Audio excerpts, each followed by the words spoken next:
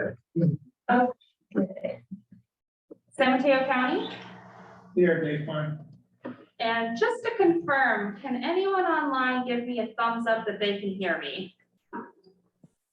Nellie, this is Jen. We can hear you. It's a little bit soft on my end, but I don't know if others are experiencing that. I will make sure to speak up. All right, San Mateo County, Dave Klein. thank you, Atherton, Rick DeGolia. Belmont, Julian Ames, Brisbane, Colleen Mackin, Burlingame, Donna Colson, East Palo Alto, Millbrae, oops, San Bruno, Marty Medina. Portola Valley. Jeff House. Thank you, and we have a quorum. Okay. So is there any public comment? Is there any public comment here? You need to tell me online because I don't see.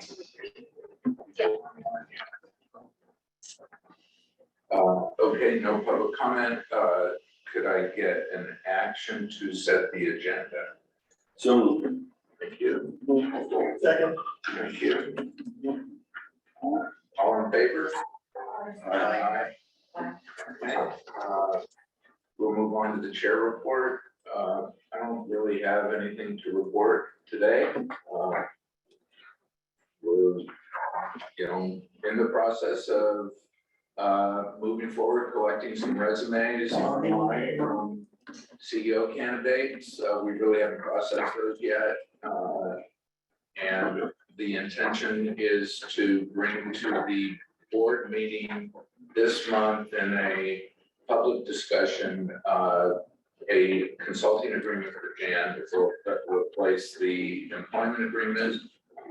And I don't think that at that point we'll have anything to report regarding the CEO candidates, but we'll be moving forward. Hopefully by May we'll be able to give an update on that. Anything else to report? Next item is the CEO report. Good morning, everyone. It's nice to see the whole executive committee here, including our new members. There's a echo. Yeah. It's because I just joined us. Okay. Okay, could we Sorry. go to the next slide, please? So I think we announced this in our newsletter and things like that, but we have Gwen Rose. Since our last executive committee, we've had 2 people join us. Gwen Rose is our Director of Marketing and Community Relations. She started March 20th, and you met her at the board meeting at the end of March. And Catherine Hampton started a couple weeks ago as our new HR manager. So we're very excited to have both of them join. Next slide, please. And as Rick noted, we are recruiting for a CEO, and we're also still recruiting for power resource analysts, specialists. We're hiring 3 people actually into the power resources team at those levels. I also wanted to let everyone know that we are also hiring for summer interns. So we've identified a few positions. I think we have either 5 or 6. We have 3 positions, 3 internships in the power resources team, 2 in the energy programs team, and I believe there's 1 in the account services team. Is that right? Yeah.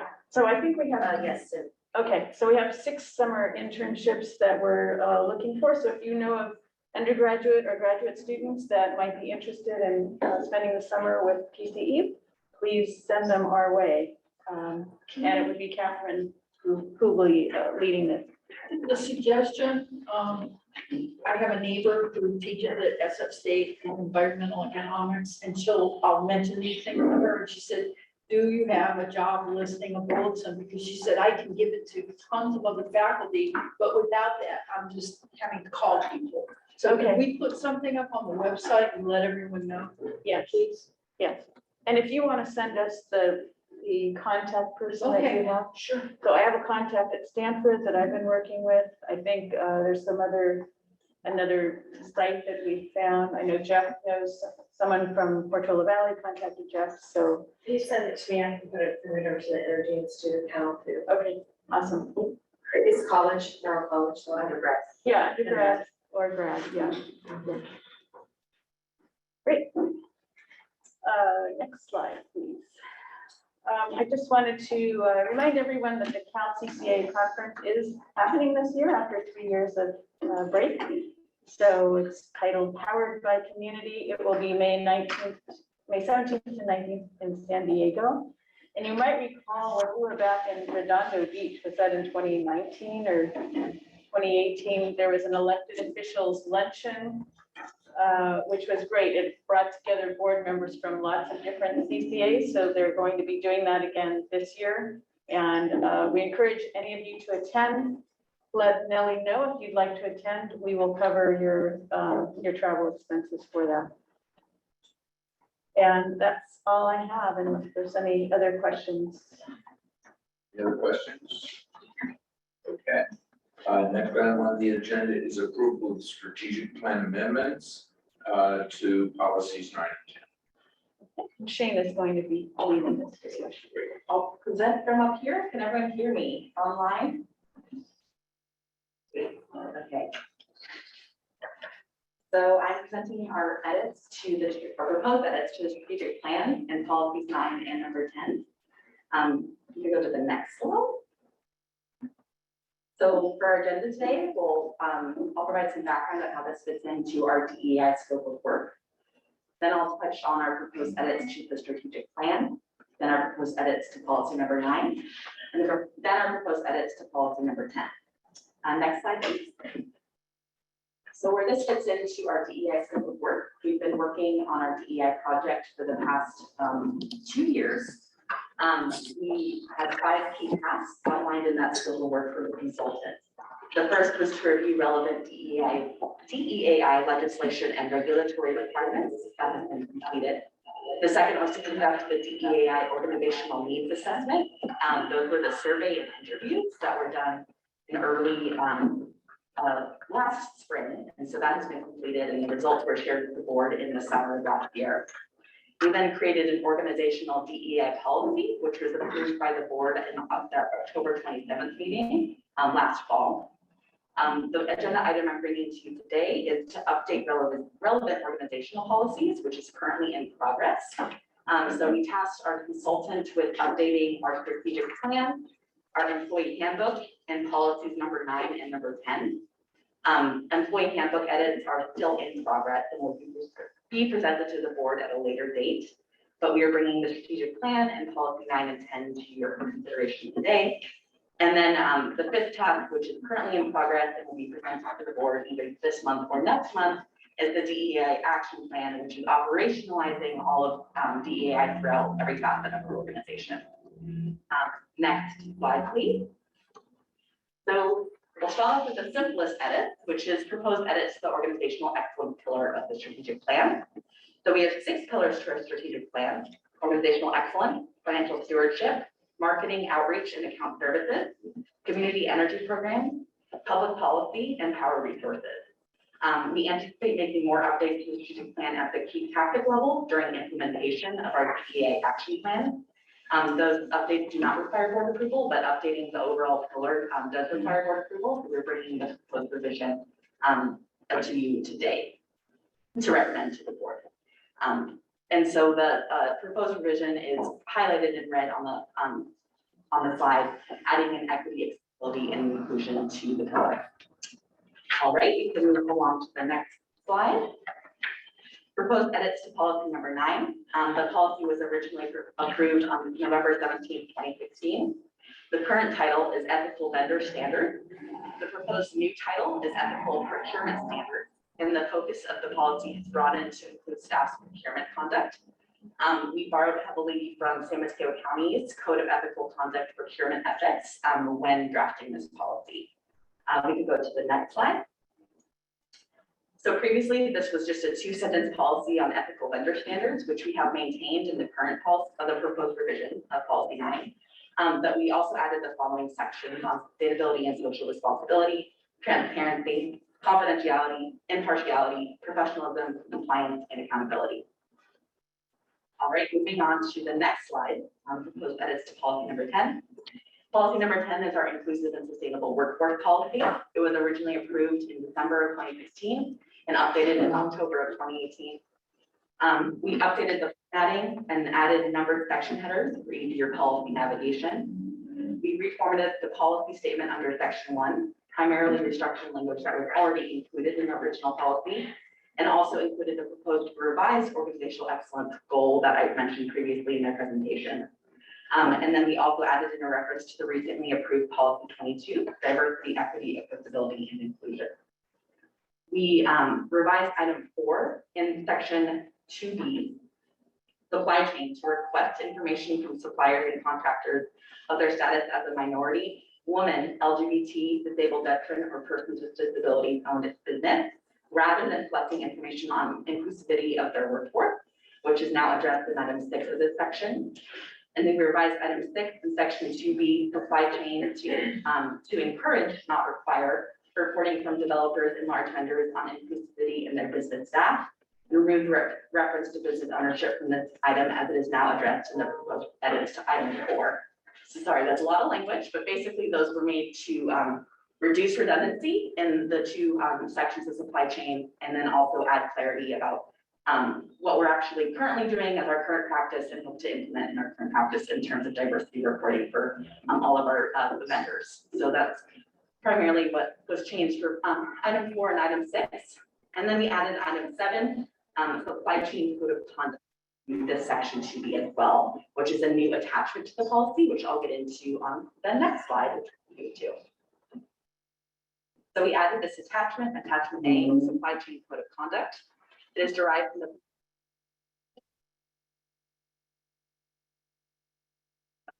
the business social responsibility organizations. The full text is included as an attachment to the policy, but basically I'll give a short, one sentence summary of the sections of this attachment. Freely chosen employment. We forbid forced, bonded, or indentured labor, involuntary or exploitative person labor, slavery, or trafficking of persons throughout our supply chain. Young workers, we do not permit child labor in any stage of manufacturing throughout our supply chain. Working hours, to set maximum working hours per week and time off every week. Wages and benefits, compensation paid to workers shall comply with all applicable wage laws, and there shall be overtime compensation for overtime hours worked.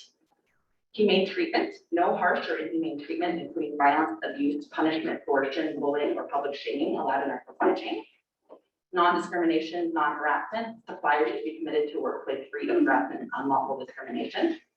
Freedom of association, suppliers shall respect the right of all workers to form and join trade unions of their own choosing. And restricted jurisdiction, suppliers shall not manufacture or produce products in the Xinjiang Uyghur Autonomous Region of China. It is expected that products manufactured within that region are presumed to have been made with forced labor. So we do not support supplying in that region. All right, moving to the next slide. Going back to the main body of policy 10 in the proposed edit, we added the city of Los Banos in section 2B includes business practices. We did expand our service to them in April of 2022. We added the city of Los Banos, Merced County, and Central Valley when defining local in section 3B, sustainable workforce objective. And then we modified the language in section 3D. Oh, so it's kind of explaining the red on the page here. The last time I presented this to the executive committee in full was at the January meeting. And so what I previously included on the slide was the full text. And then I received feedback from the executive committee to update shall use best effort throughout section 3D to maintain consistent, and then meet with local labor to discuss this proposed edit.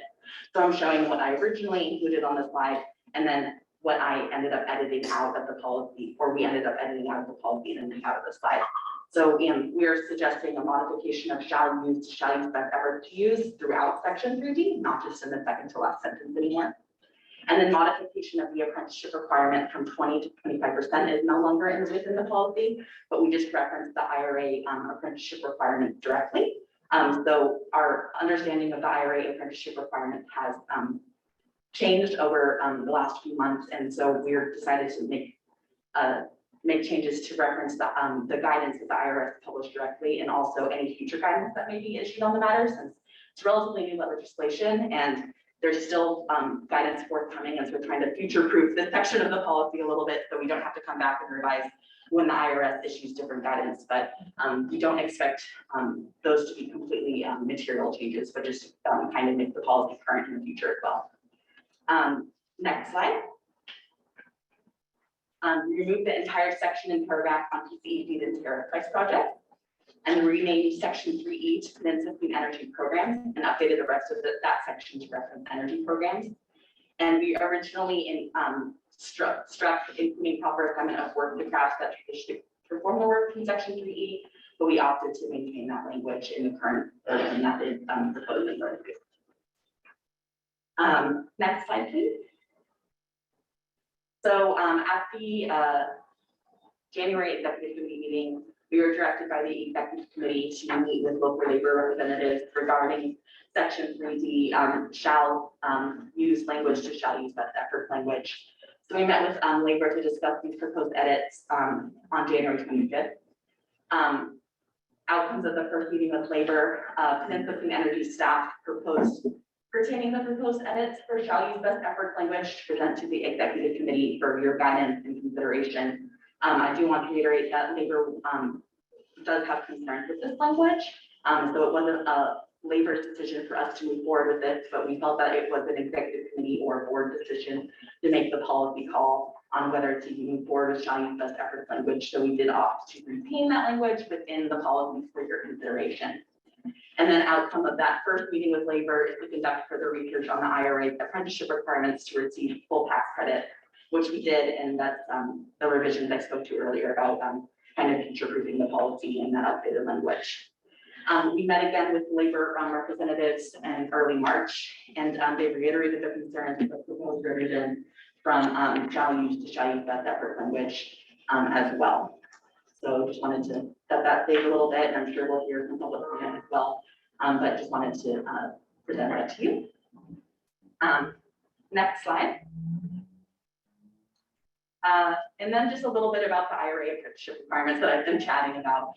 So they're described in IRS Notice 2022-61, which is now the reference within the policy, section 3D. We also include a reference to the applicable tax code in this section to reference those apprenticeship requirements.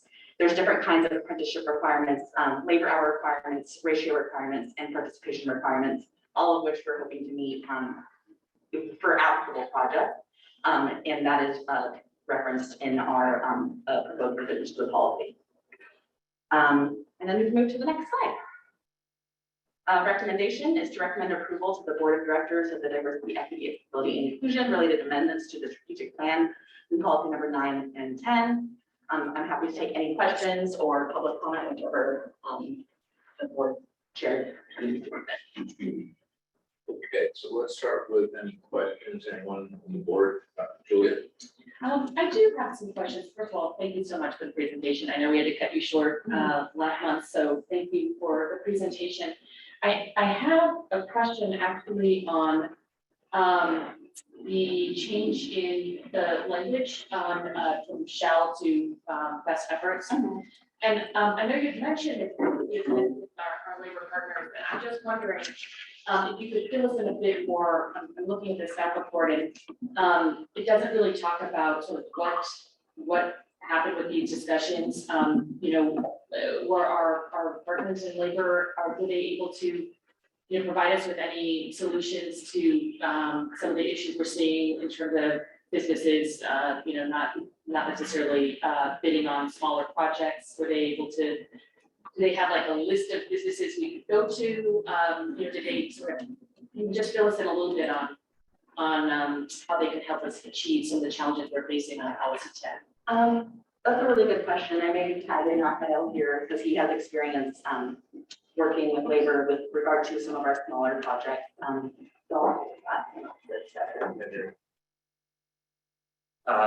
Thank you, Director Mason. So we've made first of all, I would say, an extensive effort to work with labor partners across our projects, and that includes our local government solar program, where I'm happy to say that we issued an RFP and we contracted with the local union firm Intermountain Electric for the solar and storage program.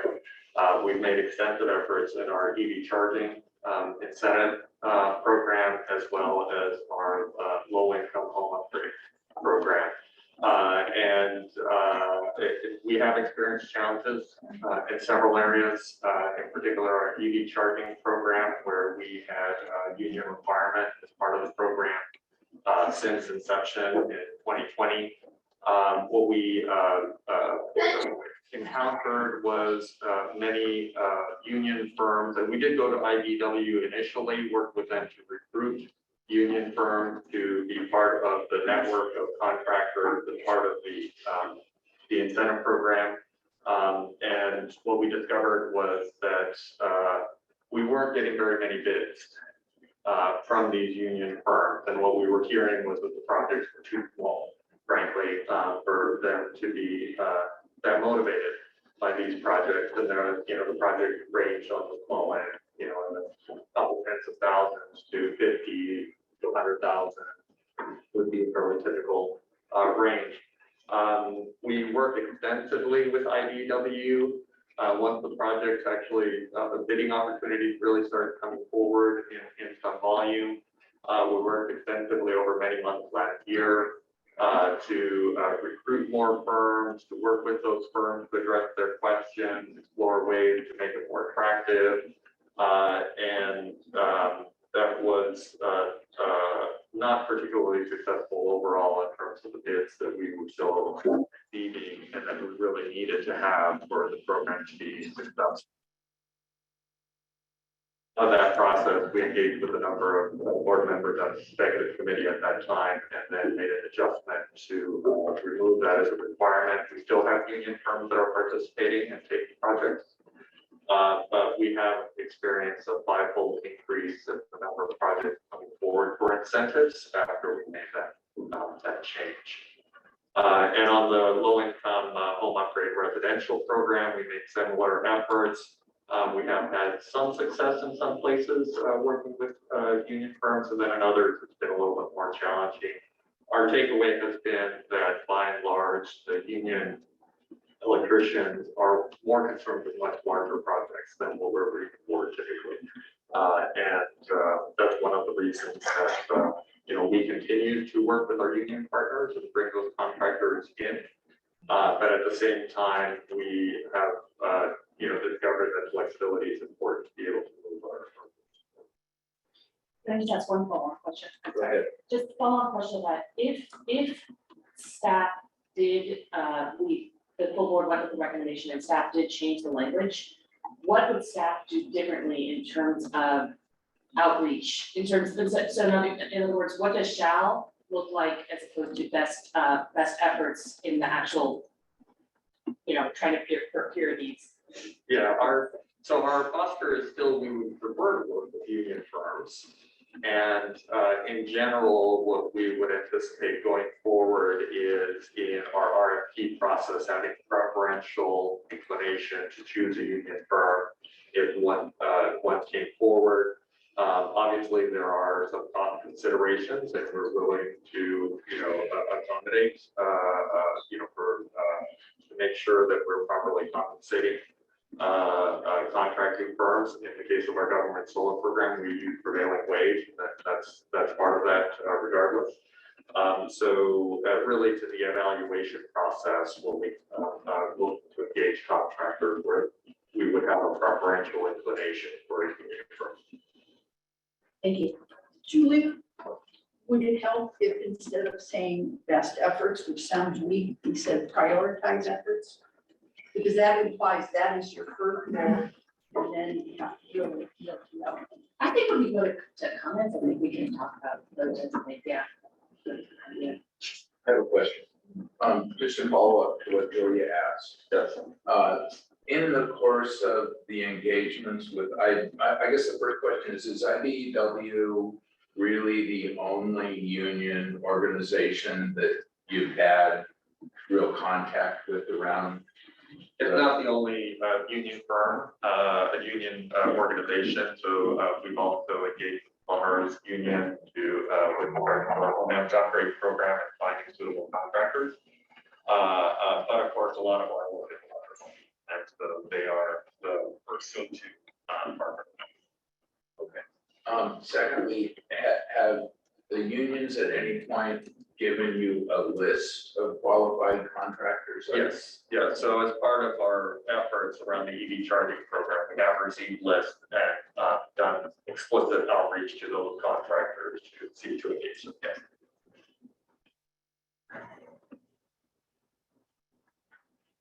And I guess my third question is, so the language that we have says we shall use them, which would imply that that's all you're doing, you're not using them. And we made a decision to go away from that practice and to include non-union contractors, but wherever we do that, do we prioritize the union contractors if we have more than one response? We have always thought to give preference to a union contractor where possible. Okay, and so in your mind, does use best efforts mean that we will continue to give preference to union contractors if we have multiple parties responding? That's certainly how we've been viewing the language. I have a question, another question is, in the construct of that language, are there women minority, BIPOC owned, LGBTQ owned, veteran owned, other type of firms that fit in our other part of our DEI that are getting excluded in the bidding process because of that language? So we don't have a lot of data to be candid. So it has, we have begun, requesting information in that vein. It's often very limited. We, on a anecdotal hearsay basis, what we hear is that, especially for the smaller end of the spectrum, there are many contractors, and most of them, especially if you go to residential, most of them are not in unions.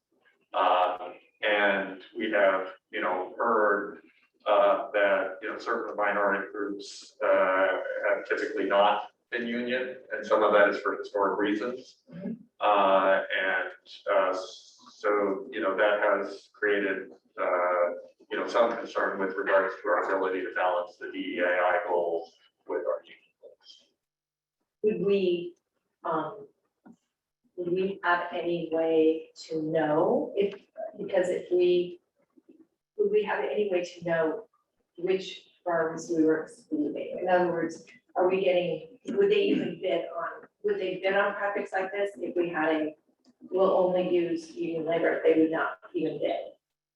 Were there? That would be a potential concern. Do you feel like they would bid now if it's broader to say shall use best efforts to use?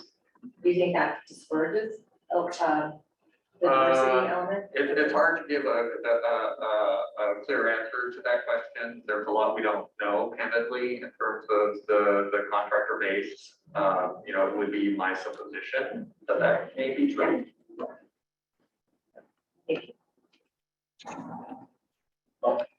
Question. Our policy doesn't really, this policy doesn't specifically address sort of project selection or project prioritization in terms of sort of picking projects that have the most substantial benefit for like their local areas or what are our most important projects. There's no equity lens in here in terms of which projects we choose to move forward with. I mean, that can be addressed in a lot of ways. I guess my question is that left out sort of intentionally and addressed elsewhere in our decision-making process, or is it something that could be incorporated in something like this? Answer that for large scale. Yeah, go ahead. So currently we don't have that codified in policy. Our latest renewable RFO, large scale, utility scale We do have that as part of our selection criteria, is project benefits, and it's public information within, it's a qualified criteria tab within our RFO template that we add for project benefits, like it's benefits to DAX, outreach to DAX, with all these different criteria. So that is a factor for our large scale RFO, but just not codified in policy currently. And I'm not sure if we have that same criteria for distributed scale, but maybe you're. Yeah, so to be very specific, where this policy would most immediately have significance is in the second round of the government solar program, which we're now in the process of pulling together. And as some of the directors may recall, we have maybe as many as 40 sites that would participate in that project. It is larger than the first round. It is more likely to attract larger, more mature firms. And what we're anticipating is that we draw, based on whatever the final policy is, the scoring, some mechanism around scoring criteria, which would both favor union, but also would indicate an interest in DEAI objectives. And candidly, it will be the first time that we will have had that as explicit an element in the evaluation process. So, my expectation is there's going to be a learning process in terms of moving us forward to bid on that project.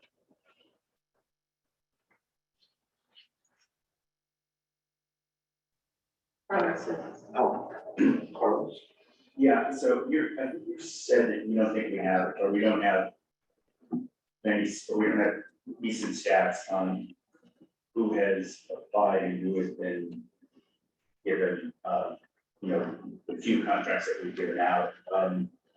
And is that just because the program's been relatively small? I mean, what you have, when you provide, wasn't just trying to get an understanding of. Sure, so, and the issue is not so much that we don't have information on our own programs, but information about the DEAI makeup, if you will, women-owned, veteran and so forth, is frankly very hard to find.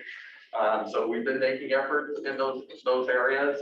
It's very, very difficult. It's very difficult to find contractors, period, especially on a smaller scale. So there's a little bit of groping in the dark, to be perfectly candid. Can you tell me what percentage of the category you're talking about has been union versus non-union? So we have two general classes of programs that I think bear here is we have open incentive programs. Anybody can come forward and once they get an electric vehicle, get an incentive, or install a heat pump water heater and get an incentive. We don't explicitly track union versus non-union in the broad residential incentive programs. At the same time, we also have more turnkey programs where we're managing kind of soup to nuts. Our home upgrade program falls in that category. We do certainly know the union representation among contractors that we engage in that program. And then our EV charging program has been kind of in the middle. It's a general incentive program, but it was larger dollar value, and we hardwired the union requirements there at the beginning. And so we have, quite a lot of experience in that process. So the short answer is the larger dollar and more turnkey programs, we have a lot of data about the contractors that are participating. To understand that if we were to have a shall use union labor, what would happen then if we had multiple projects that was, relatively small projects and we didn't get union labor? Would that mean essentially that we could not extend the contract to someone because our rules say shall use? Well, our best example to address that question is on our EV charging program. Again, this is an incentive program, but we had a specific list of contractors, and And we did a recruitment, we had contractors step forward, say, I want to participate, but then when it came time to actually bid on customer projects, we had very, very few, like single digit sort of responses across a set of projects. And it did have a material impact in terms of our ability to actually get chargers installed.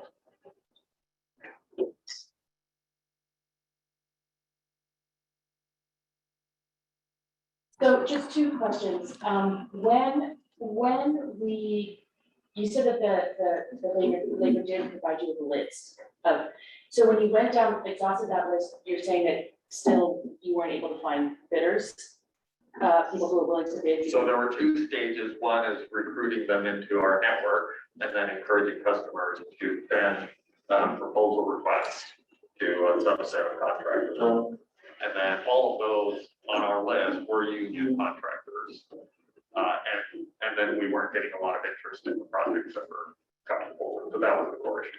And then staff came to members of the BC that said, just go ahead and use non-union then? Well, there was a lengthy dialogue with a number of board members who were here Right. about how to do that. And the first step was actually working with IBW to do a renewed recruitment to try to encourage participation that lasted over many months last year. And we weren't seeing the results that we needed to move forward with installations. And that's when the policy, the direction we received was to make the policy change. Thank you. I have two questions. So if I understand it right, the language, the best efforts versus use language, this is in subsection D, which is PCE owned generation project, right? That's what we're really talking about. Okay, and the proposal is to substitute for shall. Use best efforts to use. And it sounds like our practice in the course of using best efforts, which you've now been doing for a few months, is to give preference if there's multiple bidders to a union or DEAI qualified bidder, although I understand to be able to understand what DEAI exactly is pretty hard because you have to ferret out that information, which probably isn't as easily available as whether there's a union or non-union shop.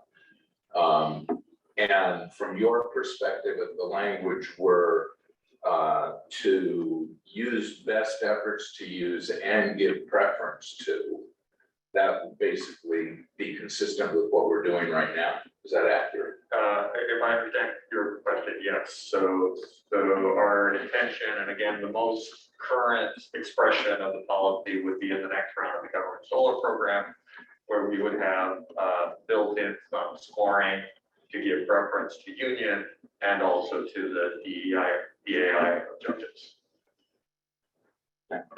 Any other questions? Jeff? Yeah, just coming back to I'm kind of repeating myself there, I apologize. So in terms of the community, so not sort of setting aside the information, we're for the first time now sort of, because taking that into consideration as we prioritize it and move forward with projects. I mean, I'm thinking of asking that question, what other processes, I'm thinking of SQL, there could be lots of other things, what other processes are out there? I know that when, if the site moves forward in the community, there's obviously several steps aside from ours. I'm just curious, what are we doing above and beyond sort of the local practice, like a SQL or like a local entitlement process in terms of getting community feedback and just looking at equity sort of above and beyond what's already happening with other agencies? So, Director House, are you referring to the selection process for contracting partners, or are you referring to just like program priorities? I guess I'm thinking about the projects themselves. Yeah. And program priorities. Yeah. So before we ever talk about who's doing work, the work Yeah. itself, and just the community impact, feedback from communities. Yeah, so we do have, particularly through our outreach, community outreach grants, numerous community-based organizations that we draw input from on our programs. We're looking to elevate that, and in fact, Shana has been involved in working on developing with marketing focus groups that that will help us get more input in terms of program direction. So I would describe that as something we have been doing, but we're looking to get better at it and further develop how we're doing that. Just to, for me to try to understand, put a fine point was, I mean, you know, we pick a site somewhere in our territory, like in, one of our communities, and we say, we're gonna put a big battery storage site here. Yeah. And that's obviously gonna be subject to local approvals, you know, do we have, I mean, do we have, or would we want a mechanism for sort of getting more very specific community feedback on the project at this site? I think benefits at that site, is that, I mean, is that? Well, in terms of the government solar program specifically, which is I think what you're referring to, it's been, I would describe it as been a very city-centric process where we approach city staff and say, give us your sites. And so there hasn't necessarily been a broader, community dimension to those elements. However, we're also doing the community solar green tariff program, which does have locally cited community organizations involved and siting requirements to be within a disadvantaged community. So that's been maybe the best expression of that particular objective. If I could jump in there too, I think in general for our utility scale projects, we rely on the local jurisdictions. They go through their permitting processes, they have a public comments to decide how to site something. So in your example, if we were to do a more utility scale in front of meter battery installation in San Mateo County, we would follow that same process and not duplicate what the local jurisdictions already do in terms of permitting and, assessing whether a site is appropriate for what's going in. Okay, any other questions? Okay, let's move on and we'll take public comment. And I've got several public comments, okay? And I just want to be clear about the time because we have a mid-year strategic plan update. So we're going to do this until 11:15. And I think is that enough time to give us for the strategic plan update?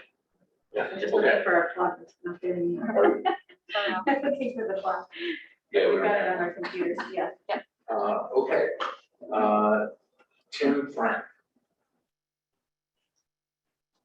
Great, can you hear me?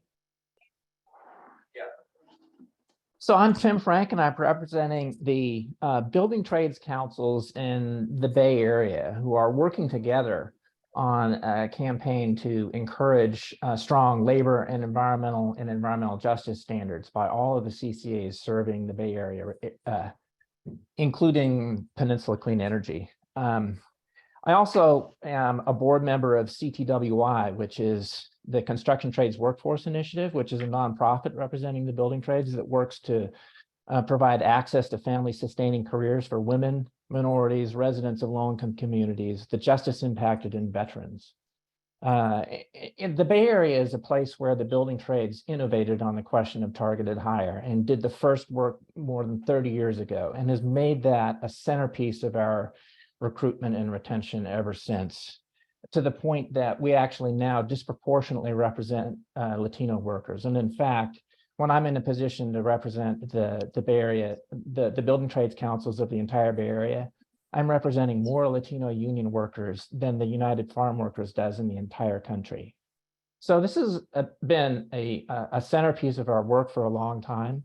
And the building trades here is really proud to be collaborating with environmental justice and environmental partners in trying to provide an opportunity for all of the CCAs in the Bay Area to organize their work around equity and justice for workers. And one of the centerpieces of this has been the targeted hire component. And there's a big gap between your DEAI policy and the targeted hire provisions that we are collectively working to promote. So we would like to work with your staff to improve that because we believe that in the moment it doesn't rise to the occasion.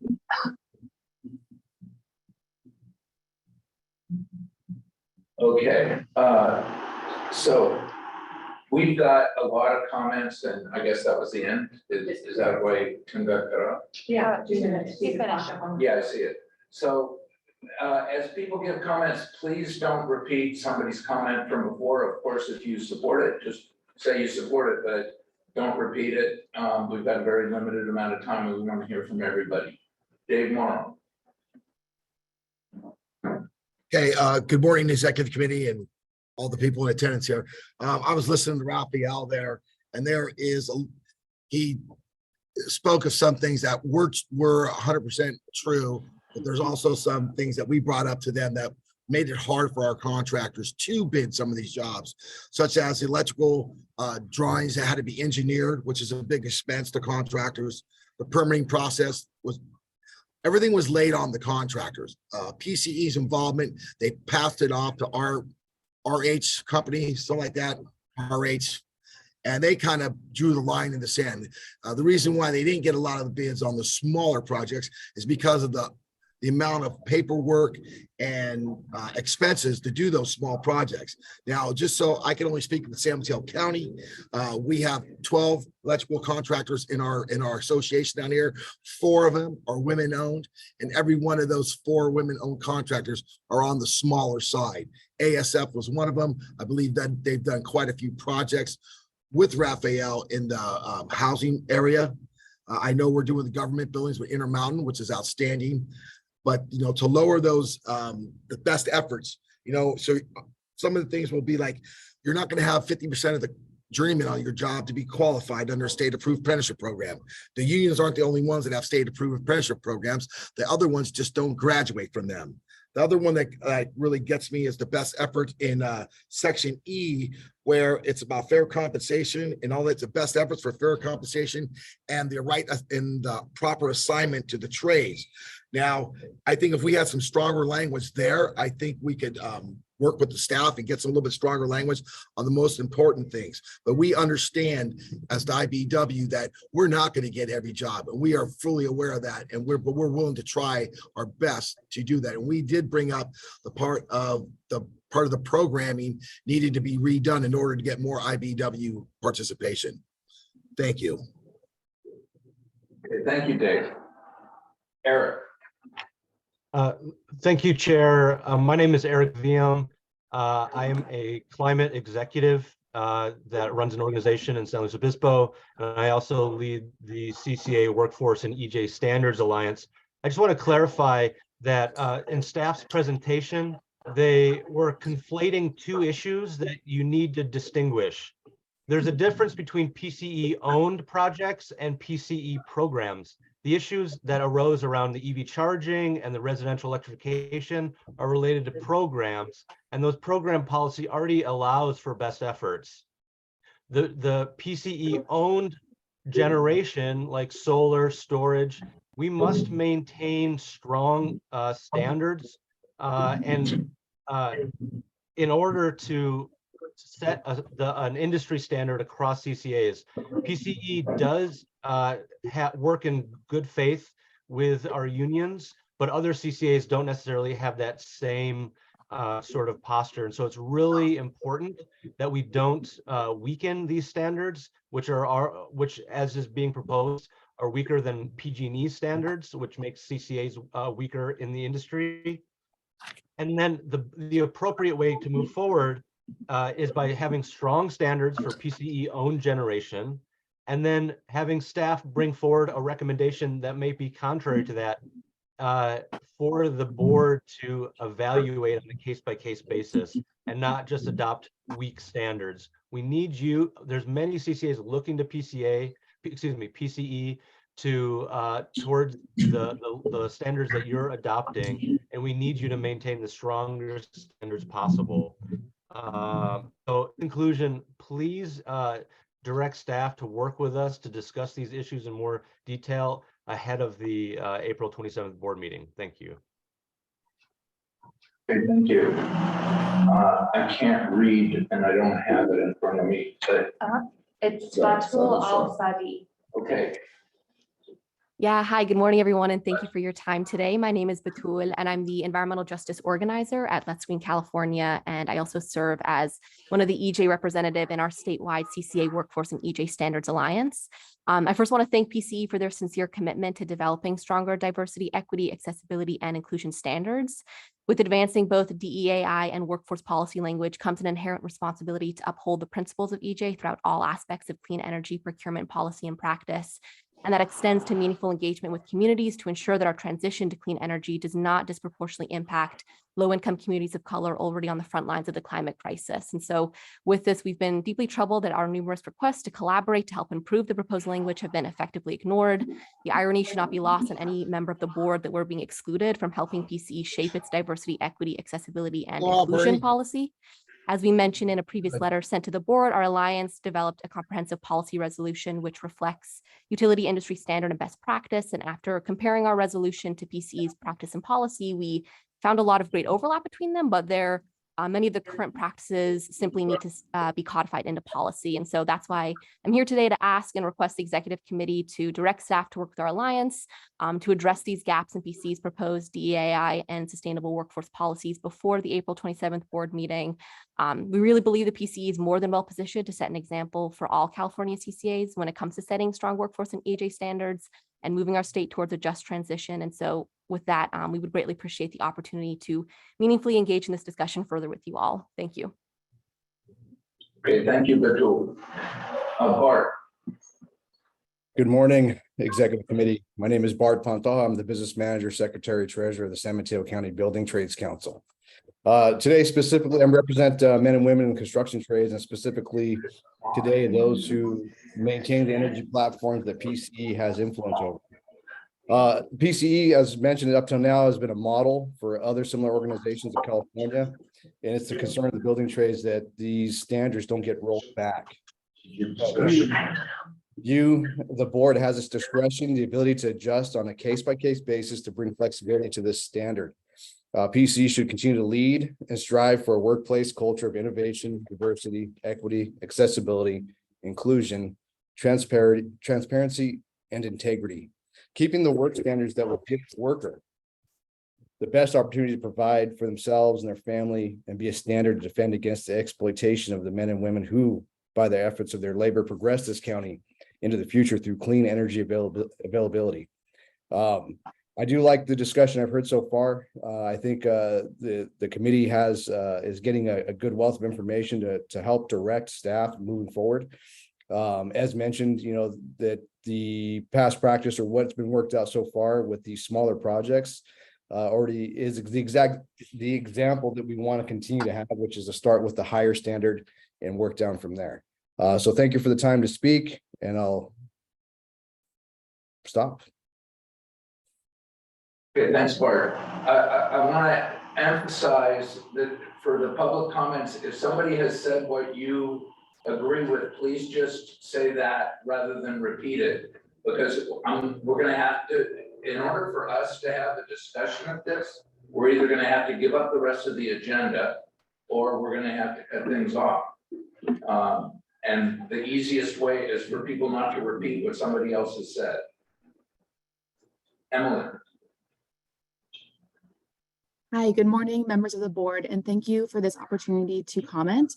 My name is Emily Gartenberg, and I'm the Senior Policy Coordinator at Jobs to Move America and a member of the CCA Workforce and Environmental Justice Standards Alliance.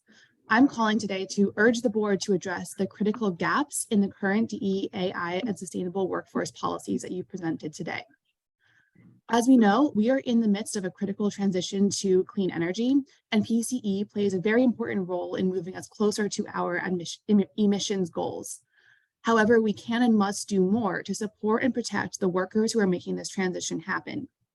PCE's DEAI policy currently lacks key policies, including PLAs and targeted hire, that are proven to benefit local workers, their families, and the economy. Public agencies across the country have utilized these programs successfully, including here in California at LA Metro. And now I am going to go into targeted hire a little bit because I think it's important to recognize that many public agencies have adopted the types of policies that we're advocating for here today. LA Metro's manufacturing careers policy requires that companies building the agency's buses and rail cars pay good wages, provide workforce training or apprenticeships, and ensures that a certain percentage of workers are considered disadvantaged, including veterans, people returning from incarceration, and young people leaving foster care. This policy has made a huge difference in job quality and equity for workers, and we can bring these types of policies to PCE. The existing DEI suggestion should do more to achieve equity in hiring and ensure that workers earn family-sustaining wages and benefits. As the executive board, you have the power to set the standards of what we will accept for the workers who make our transition to clean energy possible. I respectfully urge you to work with the CCA Workforce and Environmental Justice Standards Alliance to make these much-needed improvements. Thank you. Julie. Thank you. I'm Julie Lind. I'm the head of the San Mateo Labor Council, and I'm here on behalf of our 100 affiliate unions and over 85,000 workers and their families that we represent countywide.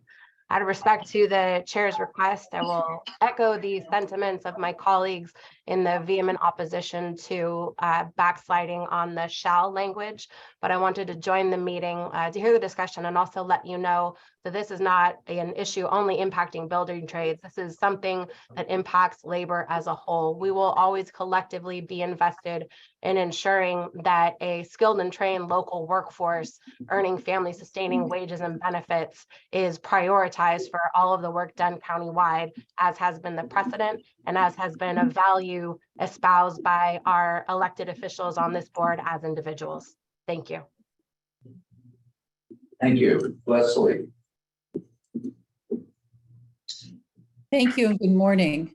My name is Leslie Austin, and I'm representing the Romero Institute to address the proposed updates to the Sustainable Workforce and DEAI policies. As stakeholders of the community and members of the Alliance, we urge you to prioritize the critical gaps in the proposed DEAI policy language to meet the standards set for CCAs by CEJA, California's leading environmental justice alliance. PCE's DEAI and sustainable workforce policies are being looked at as the standard for CCAs across California. It's critical that PCE adopt strong and complete policies for PCE, for CCAs across the state, and for the customers, workers, and communities you all represent. To achieve this, we request that the Executive Committee direct staff to work with the CCA Workforce and EJ Standards Alliance to address the gaps in PCE's proposed standards before the April 27th board meeting. We also want to emphasize that supporting women and minority-owned contractors for PCE-owned energy projects should not come at the expense of women and minority workers. It's critical that we work together at the intersection of climate, environmental justice, and labor to ensure that policy moves more rapidly toward a more equitable and inclusive industry for everyone. Supporting both women and minority-owned contractors and workers, particularly those from marginalized communities, is essential to achieving this goal. CCAs are under constant threat from legislative and regulatory attacks, and to ensure their success, it is essential that we recognize the intersectionality of these issues and strive to cultivate support among diverse allies, including organized workers, climate and environmental justice, to achieve success. We sincerely appreciate your time and the hard work put into creating these policies. We understand the complexity as we've spent nearly 2 years as a diverse group of stakeholders creating these standards as well. We understand that PCE is committed to excellence, and therefore we believe that PCE will want to understand the identified gaps and work with us to address them before the agenda for the April 27th board meeting. Thank you so much. Okay, thank you. Veronica. Good morning. Thank you very much for your time. My name is Veronica Wilson. I'm working with the Labor Network for Sustainability. And with respect to your request, Chair, I will echo what Batul, Emily, Bart, David, Eric, and Leslie commented in this meeting, and just note again, in particular, I'm very interested in public agencies adopting strong targeted hire policy, and just that the executive committee directs staff to work with the CCA Workforce and Environmental Justice Alliance to address the gaps in PCE's proposed DEI and sustainable workforce policies before the April 27th board meeting. Thank you. Andrew.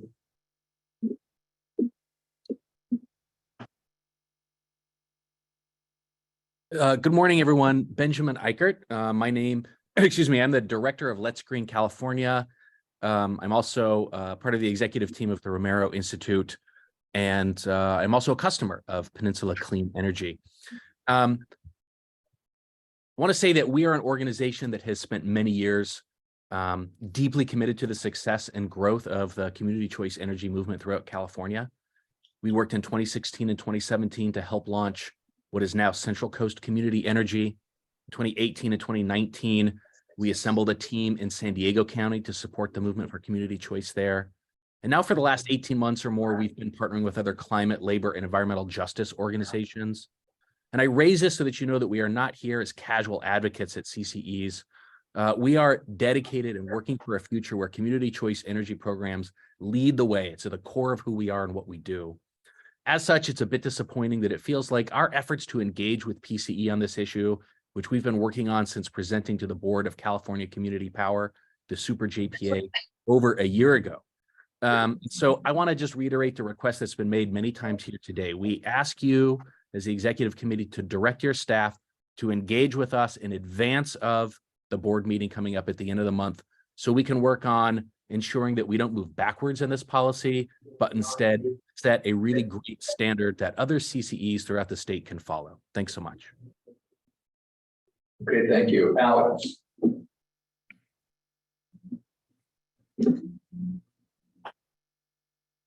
Hold on, sorry about that.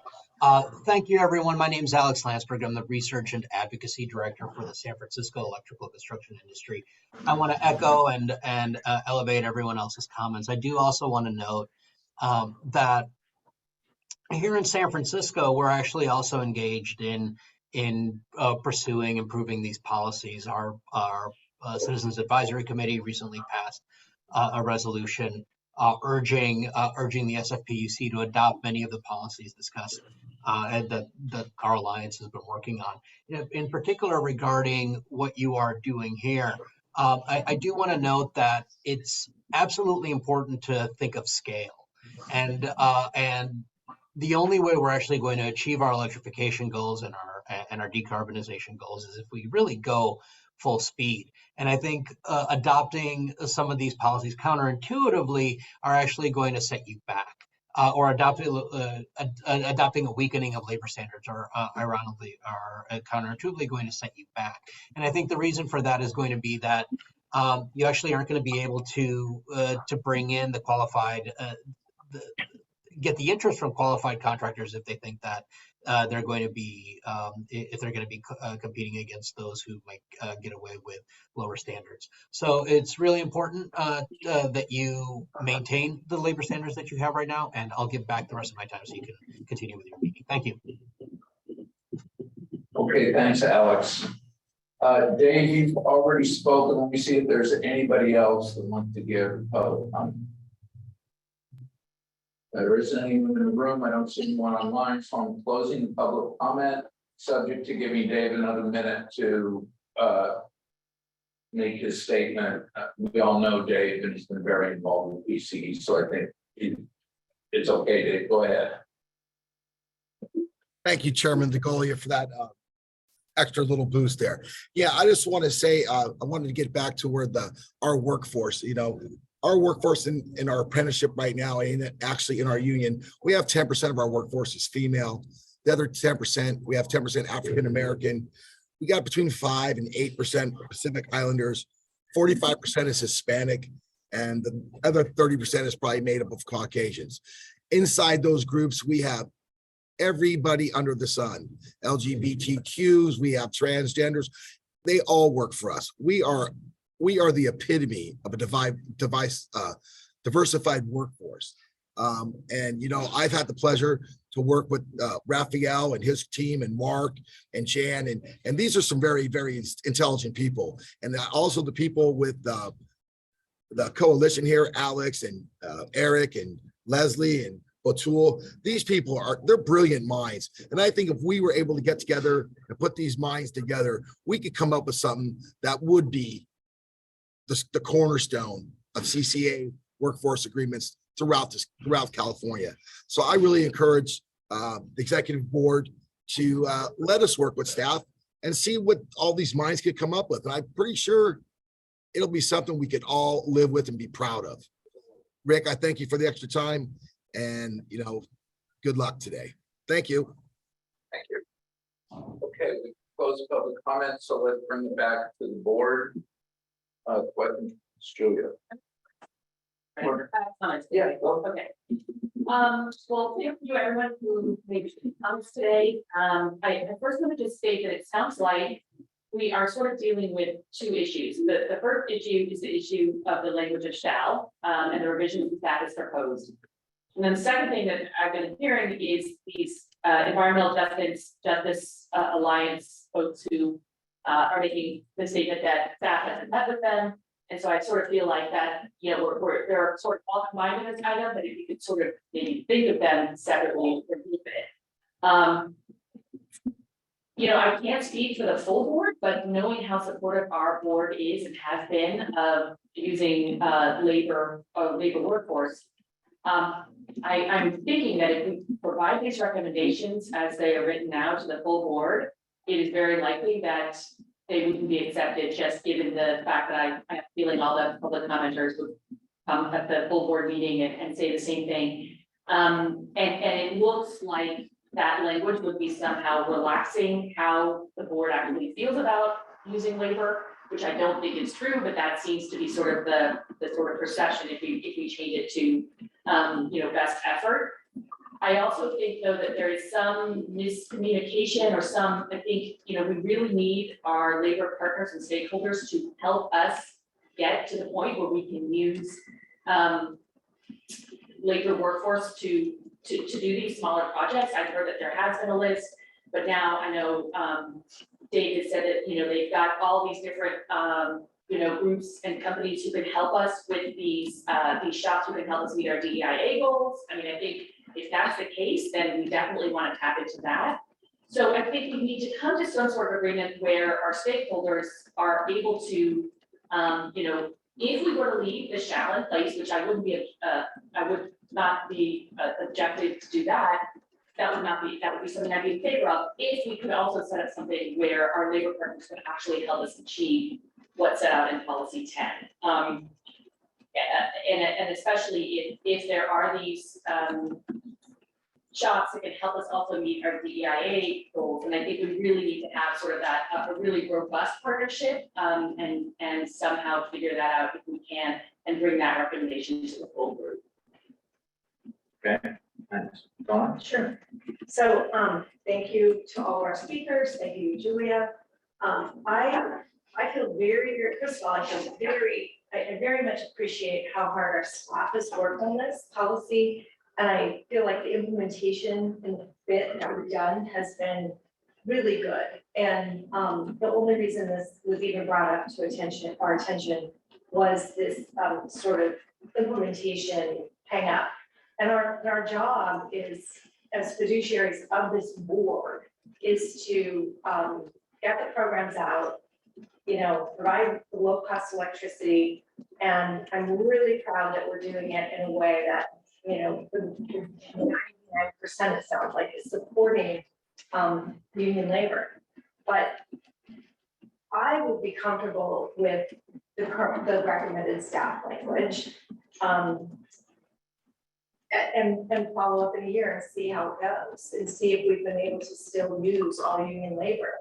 And if we haven't, then why, and understand it. But I think our responsibility as a board, with all due respect to the unions, but we're not here, our job as fiduciaries of this organization is to, you know, we're supporting this workforce, we're supporting all this, we're doing the best job we can, but, I don't feel like our job is to make sure that every single thing is 100% union. We have to implement what we need to do. We need to do it for our ratepayers, and we need to do it for what's here. And I'm just proud that we've been able to do the vast majority of it. Sounds like, according to the people saying, at the highest standard, better than every CCA.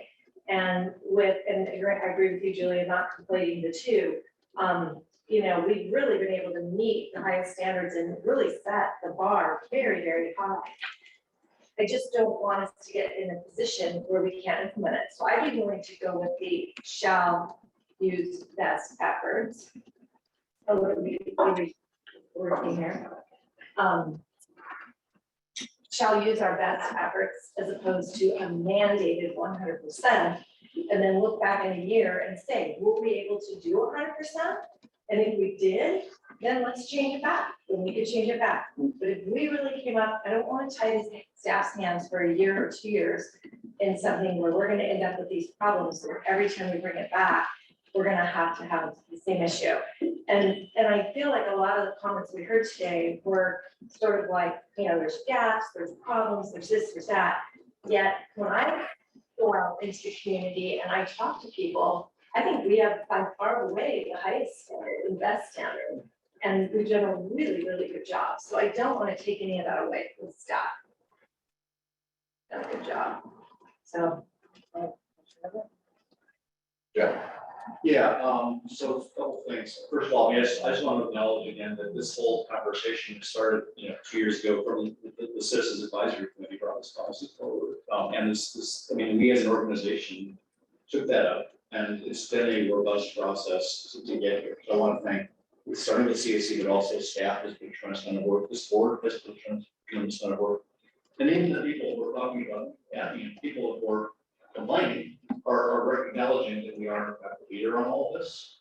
I guess in terms of this sort of shall versus shall use best efforts, I agree that this is going to be iterative. I kind of lean towards leaving it as shall, and maybe some sort of proviso that, where you some sort of safety valve, so we are committed to 100% union. If it is in fact hampering projects, there's a sort of something in there. I mean, where the first, plan A is, yes, use 100% union labor. Plan B is if there's a project that is being stopped because there's not a union, we're not getting bids for it, then something like that. As a backup, maybe we give some flexibility, but rather than shall use best efforts, sounds a little slippery, shall, and then with some sort of proviso behind it would be another way to do it. And then again, evaluate going forward, saying, is this hampering our ability to get things done? That would be, I mean, that's sort of looking at the other direction from what you're saying, but that's sort of, I like the idea of pulling the hires. That's my personal take on it. I wonder if it was, but it's sort of like, I mean, we're talking about 2 ways of going forward. Let me ask you a question. Yeah. On that. Because I think the reason this is coming up is we're not able to get the contractors only with union labor. And we tried and we worked with union labor really closely, and they've given us lists, and we're using union labor and we're giving preference to union labor. But so are you saying we should keep it as we shall use and we'll just ignore it? And we'll go out and use non-union, because shall says you shall. I mean, it says you shall. So we could say we shall use union labor, which is basically what it is. But if we can't, then we'll do something else. In my mind, I'd rather say we use our best efforts to use union labor and give preference to union labor, or just say we'll give preference to union labor. That's fine with me. I think that's what we're doing. But yeah, I mean, on one hand, I kind of just have some kind of moral issue with saying we're going to do something and knowing we're not going to do it. I'm not saying do it anymore, just to be clear. I guess what I'm saying is I mean, maybe what I'm saying is I want a better definition of what best efforts includes, sort of really codifying that in a way that says that, we will make 100% effort to go union, and then, if these conditions are met. So that's the idea, that best efforts can be kind of a squiggly Yes. way to get around Yes, yes. something. And so I would, yeah, So maybe instead of saying best efforts, we just say we'll use our preference to. Well, go ahead, Marty. So what we say and what we do are extremely important. It seems like we've been trying to do our very best. We have not been able to have the union. We also know that we will be seeing, as staff indicated, 5 times more project programs going forward, right? Also knowing there's always room for improvement of how we can make sure that we get the word out. We will get more bids if the word isn't, if we don't use the word shall, right? That's a fact. Yeah. So, I think the important thing here for me is to define what the preference actually means. Does that mean what? That it's the lowest bid or 10%? Is there a scoring mechanism that everyone knows about? Because if you're bidding for a job and you've seen the shall and you're non-union, you're not bidding. But if you have an opportunity to understand what that preference is it 10%? Is it 20%? Is it scaled on what? Right now, I don't know what that is, so I think it's important to have the level playing. And with the preference that is baked in, that we are supporting labor by providing that preference. However, if we use the word shall, the last part of that is, there's actually 2 more parts. One is to understand what these gaps from that are being discussed, so that we have a better understanding of what that is. It's very clear, the first one of shall is, excuse me, what shall is.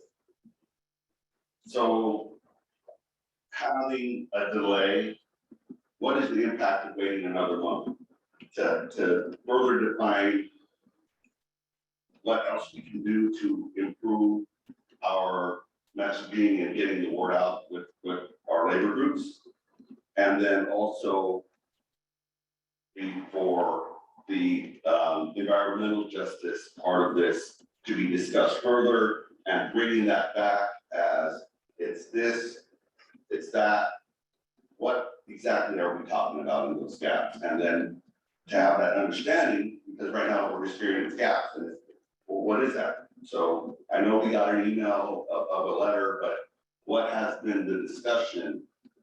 And where can we agree, and where can we agree to disagree on that topic?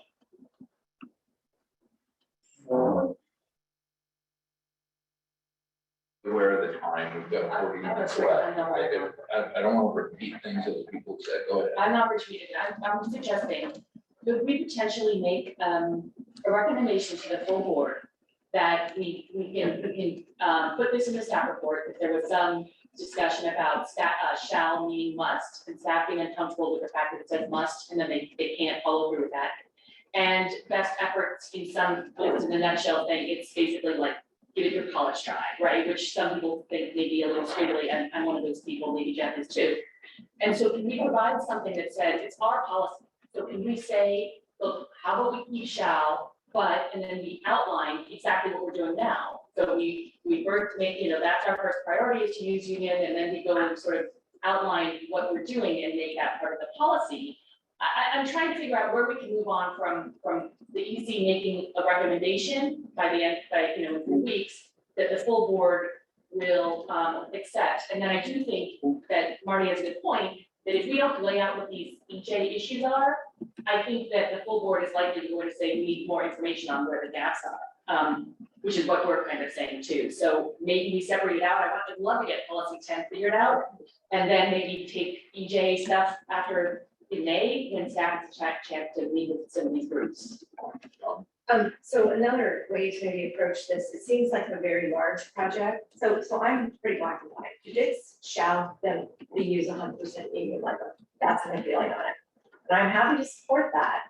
but the staff will not be able to make, it's, to me, it's pretty black and white. If you want to do shall, I'll go along with shall, but that's it. And then if we can't get the projects done, we can't get the stuff out, then we're gonna have to deal with that. We've already been told it, we know, so I'm okay to go with it, if that's the situation. The other option we could do is because it's still squiggly your way, I hate to say it, it's even, in my opinion, almost worse squiggly. But we're squigglier, it's more squiggly. But, but I also, I'm wondering, could we divide these by size? Like, it seems to me like the very large projects, the big PPAs that we're doing, the huge developments out in the valley, the big solar parks, and all that, those could maybe, and then the small ones, like these individual EV chargers, you know, get putting in, those are the ones we seem to be having harder time. And so could we, yes, could we bifurcate it some way and then start with that, like, go with shall on everything over, call it the dollar amount, call it a size, I don't care, let staff figure that out. Write it up in the little jobs, we go with the best efforts, shall use best efforts, and try and see how we do in a year, get the data back, and then we can either pull that in or keep it separate. Because you said our solar, someone said our solar projects already say that. So for our PPAs that's under section 3C, that currently doesn't have a unique requirement for PPAs. And then 3E is energy programs, which already has shall use best efforts language. So this is primarily for own generation projects, which we're primarily doing with GovPM or GovP program. It's only in the document under PCE owned generation project. So PPAs, this doesn't deal with PPAs. This is dealing with our own projects. And I agree with Don. I think we have to stand by our language. I'm actually okay to go with shall too, but we got to understand, we're not going to do decarbonization. So we're giving up our decarbonization goal in order to accomplish this firm language. Because what our staff is telling us, and correct me if I'm wrong, is they can't do it unless they've got more flexibility. And I don't want to say we're going to only use this group of people to do the work and then no, we're going to do more than that. But we should say we're going to do more than that if that's what we're going to do. So maybe we bring that to the full board. Maybe we bring that to the full board. If you shall. Well, we can bring it to the full board, but that's what we're talking about. That's what I mean. We're not making a final decision. Yeah, We're but- gonna give the options. Right. Make a recommendation and give us an option. And form the discussion around that. Yeah, I think that, I mean, there's gonna be the option, because we're gonna get public comment at the full board meeting. There's gonna be the option, the exact issue we're discussing here, gonna be in front of the full board meeting. The question is whether the executive committee is gonna make a recommendation.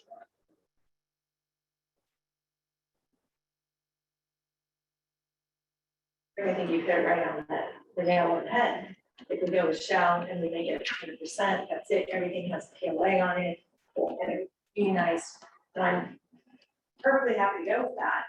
I think we will give up on our decarbonization, and we're gonna have to reduce those goals and take a look at them pretty seriously. Gonna reduce it, I mean. We'll have to It's gonna have an impact. Yeah, that's why staff is recommending what they're recommending, because they're trying to achieve those goals. I mean, that's not on PLA's requirements, PLA's usually there's a dog. We have that in our city. Dollar amounts over, we try, dollar amounts under, it's not. That's all they did. That kind of is similar to what we're talking about, as we made about. For the big stuff, the utility scale, I mean, that's almost it's that right. It's the stuff like these government programs, these local governments, where it's like, you know, 50 kilowatts of installation or something, where it's hard to find those shops. I mean, So wait, let me just clarify, Dave. So what you're suggesting is in this language, rather than saying shall use best efforts, it would say shall use in the event that engagement is more than X $1 million or X $100,000. And then I guess it just implies that we could do something else at less. I'm gonna say we'll use best efforts or we'll give preference to. Right, that would be the, I mean, I don't think you're gonna make everybody happy that we heard from today, but. Can I ask a clarifying question, Vincent? If we have a dollar limit, when we go out and get bids for a project, and the union bids come in above that dollar limit, and the non-union bids come in below that dollar limit, what do we do in that instance?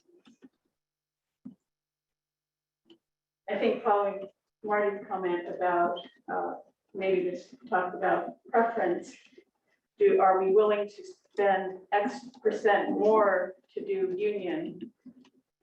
Is that another way to look at this? So I thought that's kind of what I was taking away from this conversation. I guess to put it another way, we're talking about two alternative efforts at a marketing transformation. How do we get more union involved? And one is to say shall and just shut out unions, non-union. The other is to say best efforts with some kind of preference. And so those are two different market signals. And I guess ultimately, if the, option B, the, best efforts included something that was a concrete market signal, like a, like a price adder or something, or, something like that. I'm not sure it will satisfy all the stakeholders, but it would. I guess it's just, there's two ways, we would love for everything to be 100% labor. There's two ways to do that. One is to just make it, just force it, what we're saying, and what you're saying is to sort of encourage it. I'm fine with the encouraging pathway. I want to think about how to actually make that into a real, things that would actually get that, that would make that more likely to succeed. Shall will succeed at a cost. We will do your projects in the short term. It might transform the market, it might not do it. Best efforts might get us closer in terms of 100% union, but the more inducements we have for union labor, the better. So I guess if we're gonna say best efforts, I would want something. Maybe it's take your approach from the other angle, which is to codify best efforts in a way so that it gives people, it encourages the, it encourages more unions to bid on more openings, but without tying our hands. As far as the recommendation, I think we're all, I for one think the policy overall should move forward. And so it's maybe a recommendation with a discussion of this particular, we define this particular point as best we can and have a discussion at the board level about this point. But with the understanding that everyone agrees the rest of the policy is excellent. Well, policy as a whole is excellent, but this one question of preference. Personally, rather than trying to bifurcate it by a dollar amount, which I think has some problems. Yeah. I'd be more comfortable with saying shall use best efforts and give preference to. Yeah. The purpose of that is to clarify we're not just waffling from the best efforts language. It's really saying what that best efforts means. It means giving preference to. Right. Could those best efforts include some kind of discounting? Or something? Does that get too complicated? Well, A, is it effective, and B, is it too complicated? I think you're gonna have to look at the end of the year, you're gonna have to say, we have, 5 bids. 2 were for this amount, 3 were for this amount, these were union, they were 20% higher. We stand, there is a cost. Well, we have to revisit it. Yeah, we've done it. Yeah. And then you're gonna have to look and see, Yeah. what you wouldn't, what I'm gonna guess. Maybe, but,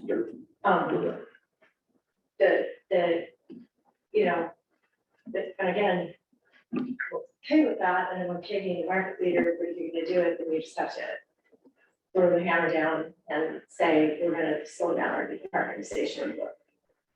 And well, do you think if we use the language suggested, that language that you said about shall use best efforts with a priority, whatever, do you still think that would slow? I think that would, do you still think that would slow down the decarbonization goal? No, I think you can do that. I think that's okay.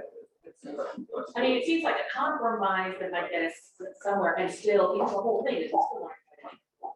Yeah. We're gonna have trouble making our goals right now. Right, yeah. The issue is, do we get closer or not? And staff is telling us we need to make this change in order to get closer. That basically is where it's going. Yeah, it's a very, well, the two. And personally, I think our corporate mandate is actually 5% decarbonization. Those are our top two goals, right? Yeah. I mean, our number one goal is deliver electricity, clean electricity at 5% below market, and our number two is decarbonize and meet our goals. 1, 2. So if we want to put a third goal in there, which is fully employed union labor, that's, I don't know that, I'm sort of being, I'm being skeptical here, being a little cynical on this. I mean, that's the problem here. That if you're elevating 100%, you know, to the must, you have to understand you're gonna be getting your second goal. Yeah, yeah. And possibly even your first goal, which is delivering the energy at a lower cost, because it may cost more for us to build and deliver the energy. Yeah. And So I think we've established, I guess, another way is a willingness to pay. Are we willing to pay extra for you? I mean, it's are almost we as a like this. board or we as a customer We as an organization. representing customers is the Yes, problem. I mean, How do you is do it this? legal Yeah. to even say that? I don't know. And can we set a policy that says we're gonna pay a premium if we have a union on it? We say we have preference, does that mean that's a word that's going to include, you know, a willingness to pay extra? Probably. I would think so, yeah. And again, I guess we don't understand that. We're elected officials and unions influence our races, and there's certainly influence on that. Let's not be kidding ourselves here. Yeah. People want endorsements by the unions, so they're willing to compromise. Yeah. I'm just gonna call it out until I'm not wrong again. But I'm just gonna say it. And so if you went and asked your average customer, if you surveyed 1,000 customers, what would they say? My guess is they would say cheaper is always gonna be better for them. I believe we could pay some extra, but we said pay some union premium and still maintain a 5% discount. I'm very confident that, but that's where our power comes from, the price as well, but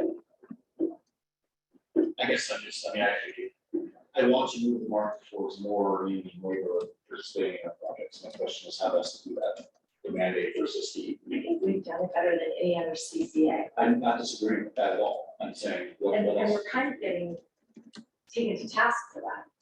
I'm a little resentful of it personally.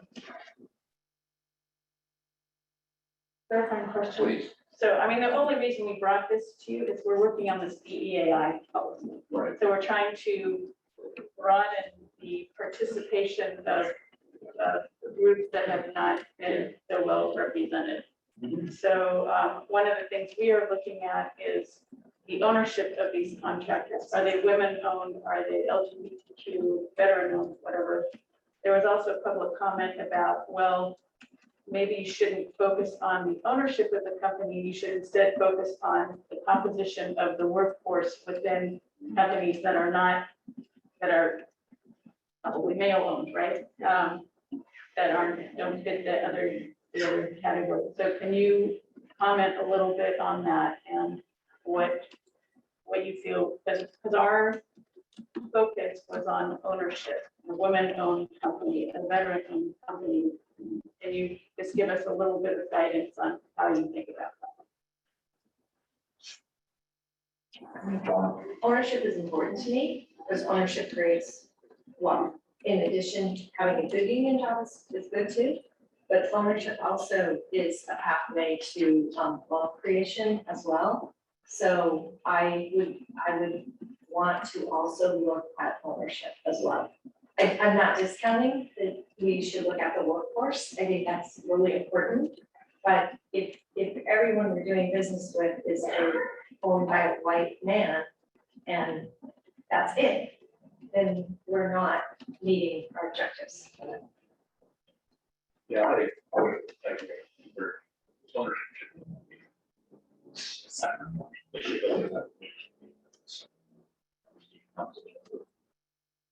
They should both be important. I'd like to get a recommendation on what we should recommend to the board. We we spent a lot of time on this. I think we should make a recommendation to the board. I mean, or else it's gonna come back to the executive committee again. I'm gonna go back to this with Jess, suggesting actually the version of what, Donna proposed here. Here with, shall give preference as opposed to, shall you, let's do the opposite. And I would be, this, certainly would be open to having, potentially some sort of exemptions to it. If we don't get the number of respondents that we need their union. And let's look at it at the end of the year. I do think that the whole issue around the IE, which is, I think the labor issue is addressed in other parts of our government. On the DEI piece, whether it's people of color, whether it's women, whether it's LGBTQ, many of those folks, certainly my friends who are contractors who are Black, Latino, who are not in the union, who face barriers. Formerly undocumented, now through visa documented, finally got contractor license. Their wages are actually higher, I understand, it's super important to have strong unions, like, without a doubt. But perhaps if there's a way to create, point scoring system, but I'm more in favor of your initial proposal of, let's go with this first year of shall. Not an absolute, there's some rules about how we, we don't get what we need, we sign, but we also try to figure out, is there also a way to, if you don't get what you need, actually do the prioritization around what we want, and then we want, organizations that, entities that are owned by people that are disadvantaged, folks who've been out of that market. Okay, so just to clarify, Carlos, what you're suggesting is instead of the language shall use best efforts to use, you're saying shall give preference to. Is that your suggestion? So if that is going to get us to look at union firms first and use union firms, and I think it's important, these words are going to change. And so the fact that we can have a policy that future boards can say, yes, because the intent of the board now is changing, the intent to continue to use union labor. If that gets us there, I mean, if it's shall use with exceptions, and what could be a threshold of the monetary size and nature. I'm a little confused about the structure shall use. What was it? Shall use preference. Preference toward. Shall use best. I think it's the language where shall give preference to, that says you'll prioritize local businesses, union labor, and apprenticeship programs or multi-trade agreements. That's what that says. And if you can't fulfill it through that preference, then it implies you can Open it up. open it up, exactly. Which I think is basically the same as shall use best efforts. Just to be clear, we're talking specifically about. It's the section titled Peninsula Clean Energy Owned Generation Projects. That comes up at 3 points in the paragraph. Yeah, so best efforts to use, right, instead of that, say shall exercise a preference for local businesses, union labor, use local businesses, union labor apprenticeship programs wherever possible through multi-year agreements. No, wait, that's staff's recommendation, right? This is staff recommendations. This is just. Yes. I don't know what that language is. I'm looking at the red line. Try to get. It's page 18 at the. May I ask a clarifying question? Yeah. Sorry. In the direction that you're headed, would you then also, just because we are here because of DEAI, right? Yeah. That's the door we're walking try to walk through, would you expand preferences to include some of these other protected group as referenced by the DEAI? Would that sort of serve all different contents? Just a question.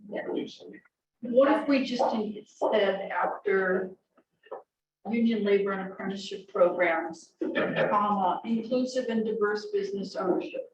And then the rest of the sentence. I do have one Prop 209 question that perhaps Jen might want to raise as well. You can't, as a public agency, have preference for minority or women-owned businesses.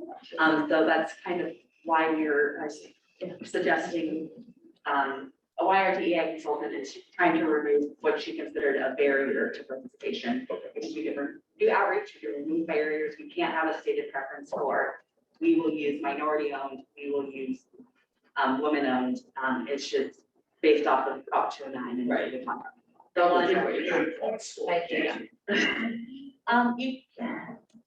You can point score on RFP, but you can But we allow. can't require people to provide that information in their bid. We can ask them to voluntarily provide that, but they can't. We can't force someone to, and then we can't make a selection based on them. But this is saying, okay, but I don't think that's what this is saying, because while what may have initiated this is the DEAI review, in fact, there's also a business issue, which is that we've been out there in the market trying to get people to put in EV charging stations and to decarbonize their construction. And we've been unable to succeed in getting the number of deals with, when our requirement was that we had to use local businesses, union labor and apprenticeship programs with multi-trade agreements. And so staff has recommended that we change it to best efforts, both because of that business issue and because of the DEI issue. And there's nothing in here that talks about the DEI component that I see with it. If I understand the change, staff is recommending that we say, shall use best efforts to use local labor, union labor, apprenticeship programs. And instead of use best efforts, we would say, shall give preference to the same exact language, local labor union. That doesn't say anything about. No, I think the TEIA thing was, Colleen had made a suggestion of adding that, and so that was just saying we can't. I see. Yeah. Thank you. So is that our recommendation? Is that what the proposed language was saying? I'm personally comfortable with it. I think it's the same thing as using best effort. But it may make, it might make labor more comfortable because it sounds a little stronger because people waffle around the language best efforts. I understand that. So shall, So you say the whole. say it again, I just exactly what you, for the preference language. What, I mean, I said shall give preference to local businesses, union labor, and apprenticeship programs, so on and so forth. Why don't we say give preference to and prioritize? Fine.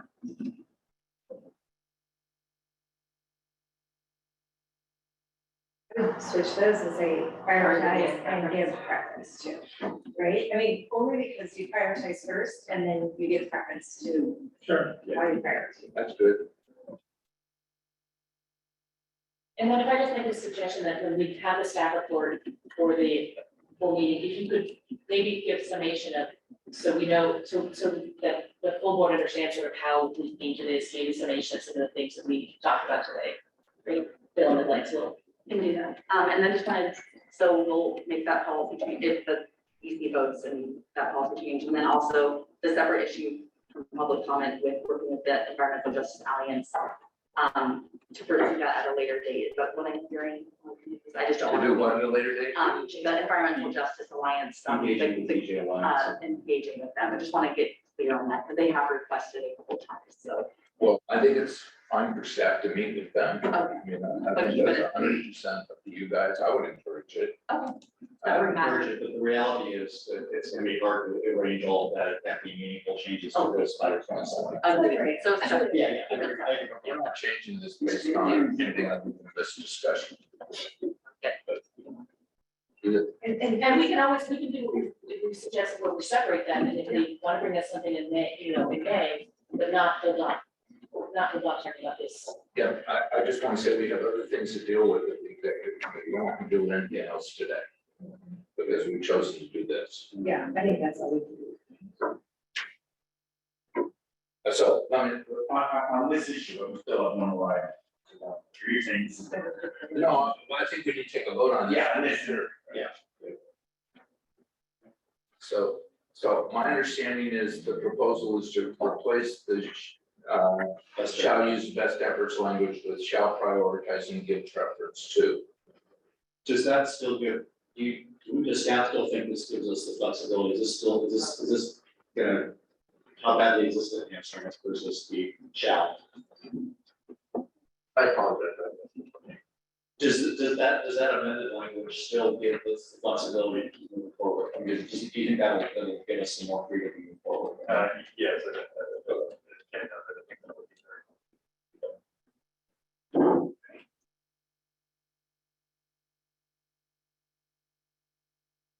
Okay, we have a motion and a second. All in favor? Any opposed?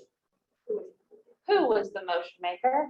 Carlos, I think made the motion. No, or Jeff. I did. Okay, I made it. So DeGolia made. Yeah, okay, thank you. Okay, the other item on the agenda today is the update on the strategic plan, and we've got 10 minutes. Maybe, I don't think that's enough time, right?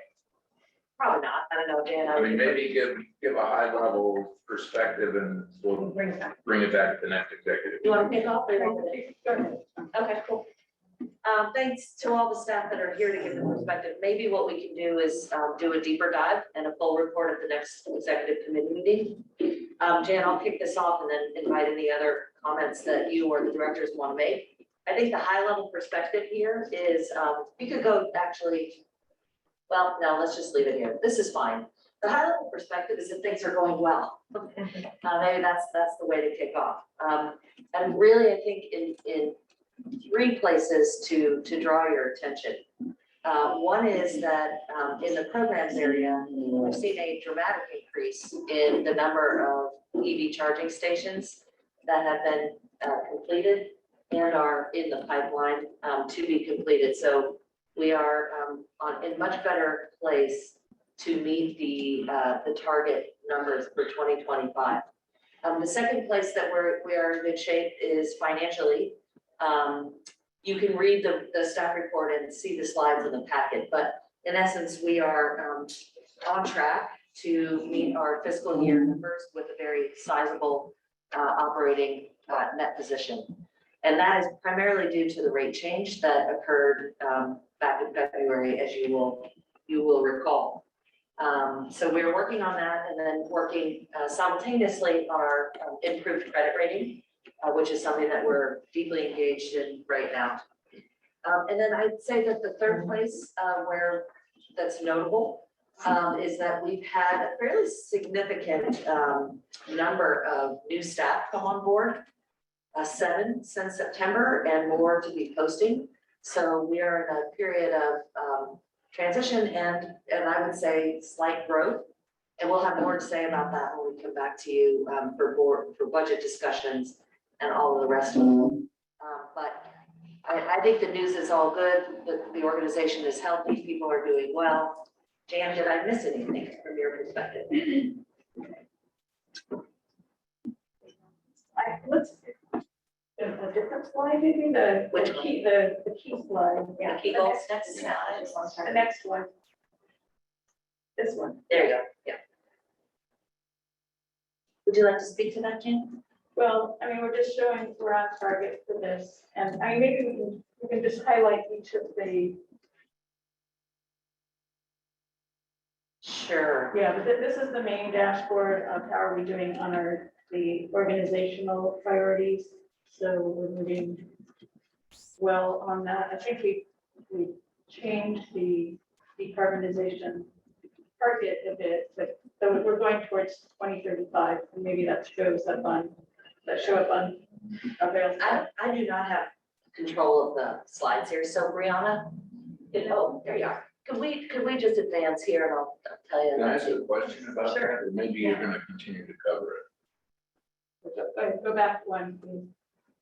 So I'm just on the 100% renewable, we're obviously incrementally improving the amount of power that we're providing to customers each year.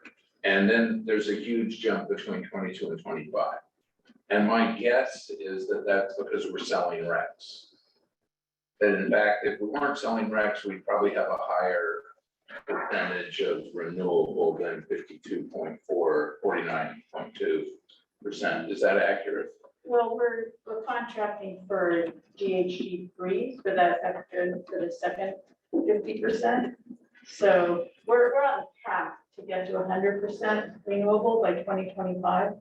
We've got a number of projects in the pipeline, but this is kind of a snapshot of where we're at today, or where we were at the end of 2022. We've got a couple solar projects that are coming online in 22 and 23. We have a new geothermal project just coming online in 23. So it's not that we're buying renewable power and selling the RECs off that power. we are selling some excess RECs right now.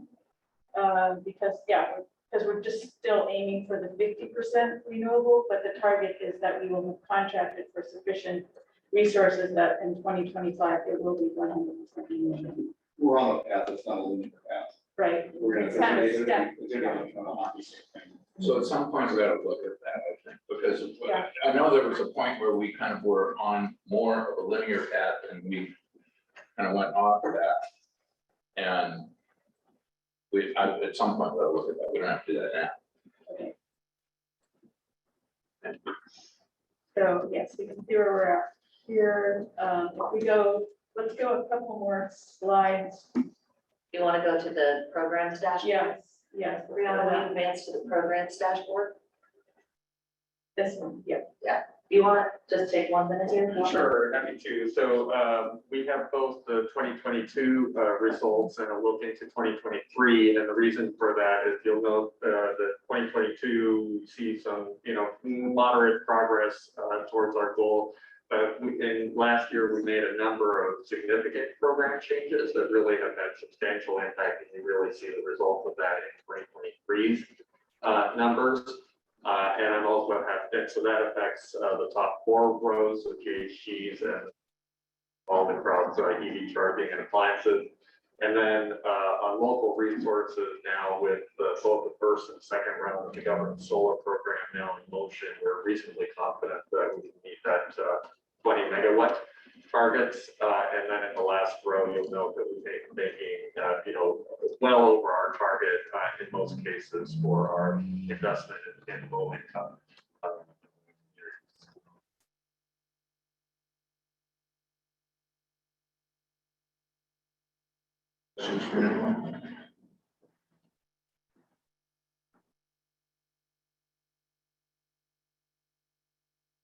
I would say that the rest of the report is fairly, it is what it is in the report. You can take a look at all of that. And maybe the very last thing to just highlight here, because it is a little bit of just a nuanced difference from when we met last in September. Could you, Brianna, go to the public policy update? Before you do, can we, just on that last slide, I mean, is it fair to say that some of these shortcomings are related to the previous issue, that part of the holdup is, would you say some of the holdup is getting up bidders for things, or? Certainly on the EV charging. Okay, so, that's, and we said, I know you told us this before, but this is a concrete example of something where we're wanting. Excellent, yeah. We move quickly to public policy.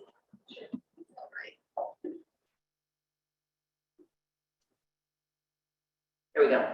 So one thing just to notice here is that one of the goals in the legislative, government affairs legislative area is expansion, which has been a longstanding board goal to my understanding. And it has gotten a little bit more challenging.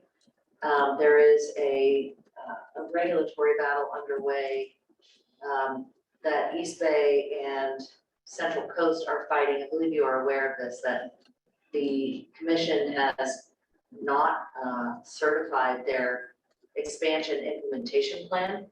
And it's conflated with some other issues around RA waivers and compliance and other things that are being worked out in parallel. But the threat here is that the commission now seems to be linking CCA's ability to expand with other compliance issues, and these are matters that potentially are going to be taken to court. East Bay and 3CE have filed a lawsuit.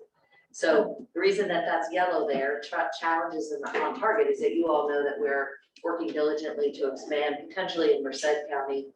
We have interest potentially in Fresno County. We are continuing to be present there, but there are some market conditions that may slow down that process, and just to make you aware of that. But we continue to be present in the area. Jan, is there anything that you want to clarify on that or add? I think that's summed it up well. Okay, Yeah. good. Else? We want to do quickly the organizational, the Let's last. do the financial stewardship for, so slide 24. So as Sean noted, there's a number that's wrong there, and the change in that position for 2023, there's an extra number. It's 47,0456. I'm not quite sure which, we did that 5 and 6 should not be there. That's not quite how we do. But anyway, what we're showing is positive growth in our change in that position. And we are planning to meet with the rating agencies to get our rating higher. We're doing well there. I think those are the highlights, but all of these slides were in your packet, so I would suggest if you have further questions, just let us know. Or if you want us to bring this back in May, further discussion, let us know, but I don't think it necessarily requires that, but certainly it's up to you if you want to spend more time on it.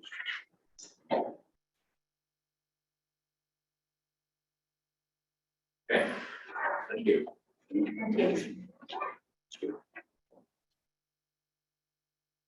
Any other comments from anyone on the committee on this item? Committee member reports. And so we make sure we have caffeinated beverages on Thursday, or May 5th and long. We also want to check for public comment on the last item. Oh, very good. Is there any public comment on the strategic plan discussion? Okay, I don't see any public comment. Thank you. I just get some clarification. So do you all want us to bring that back in May, or you're good with the strategic plan? I think a lot. Me too. Okay, all right. Thank you. Thanks, guys.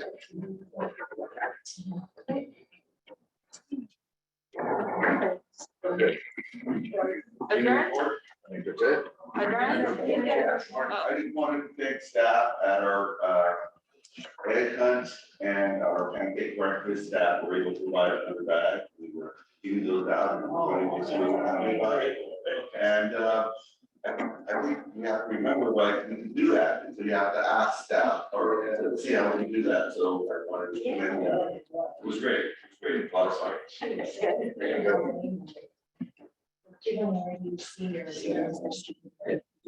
Thank you.